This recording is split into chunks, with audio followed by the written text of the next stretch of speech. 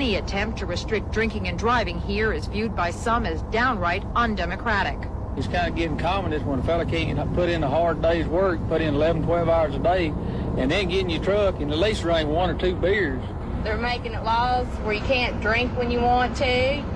You have to wear a seatbelt when you're driving. And pretty soon we're going to be calling this country. New video tonight of a terrifying crash that sent a car flying. Police it happened now Saturday say in that Eau Claire. DUI In the slowdown led to a reporting, you deadly can see the crash in car Glendale. cross a Police say it grass happened median last night on and slam Glen Oaks into Boulevard and another Elm car that Avenue. was waiting at a A stoplight. BMW went Both over the center cars divider, flipped spun into around, a parking lot. slammed into a Police say Honda. that the driver was Passenger drunk in the at Honda was 9:30 in the killed. The morning. driver hospitalized. The driver in the BMW also hurt and has been Police say arrested that on the driver suspicion was of drunk DUI. at 9:30 in the morning.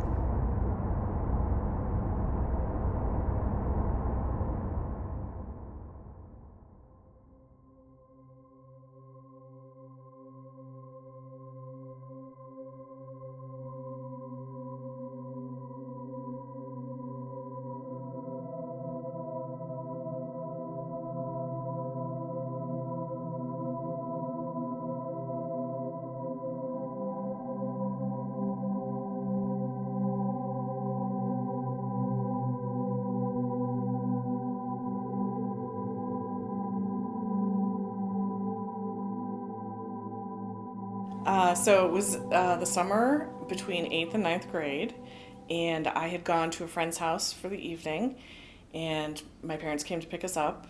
I think it was probably like 10 or 10:30. It wasn't very late at night. And we were driving home on just a regular 2-lane road, nothing fancy. And as we came around a corner, another car came directly at us.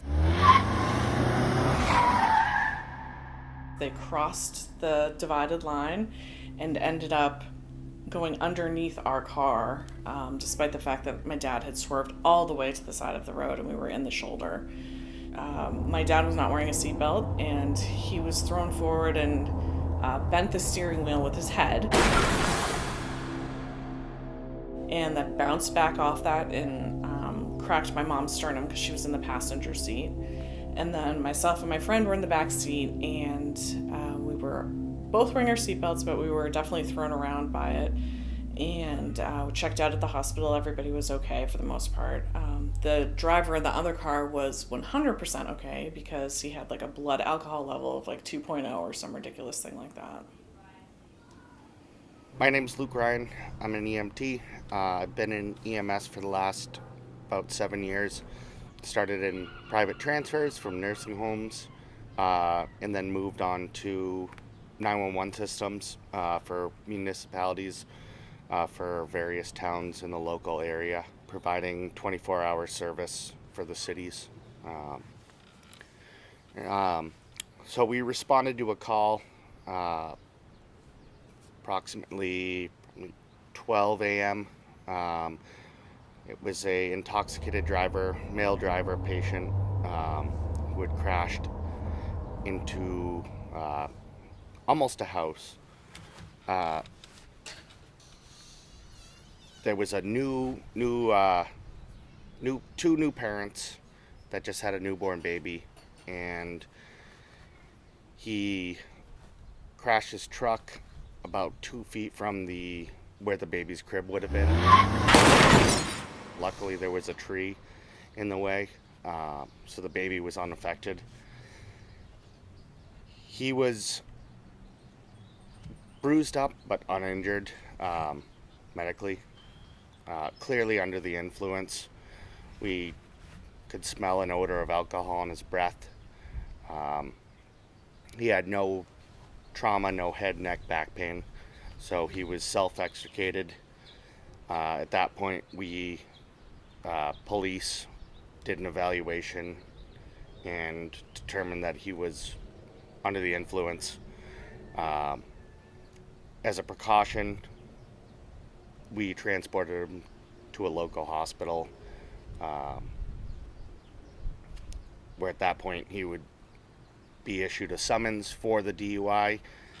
He was not currently in custody, but so this is only one case that I've seen. I've seen so many other cases where other calls, other victims, that it could have been much worse. There have been worse. But to get behind the wheel under the influence of alcohol, it's not worth it.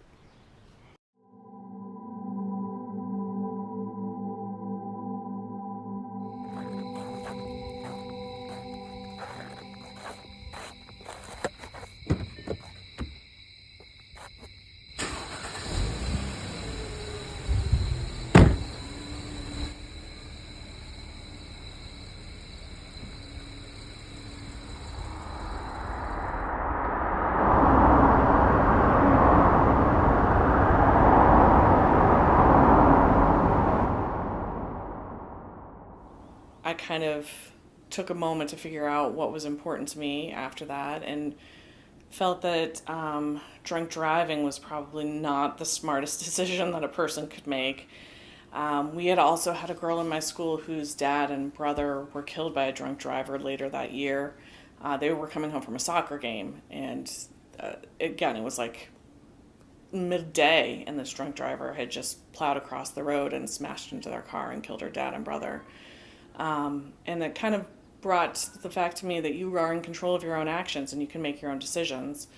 So once I got into high school, I became involved with Students Against Drunk Driving. We did a lot of outreach programs within our school. We did some fundraisers. We did just general awareness and education about the fact that if you're going to drink, you need to make sure that you have a designated driver so that you're not driving drunk. Awareness as to what the ramifications were for driving drunk, that it could impact your life with a DUI, or it could also impact someone else's life by hurting them or killing them. And then we did, one of the coolest things we did was we had this program come where we had a kid who had actually been a drunk driver, and he helped us put on a production for our school talking about all of the ramifications from his actions. So he was an alcoholic, and he had gotten into a car accident and how it affected his family.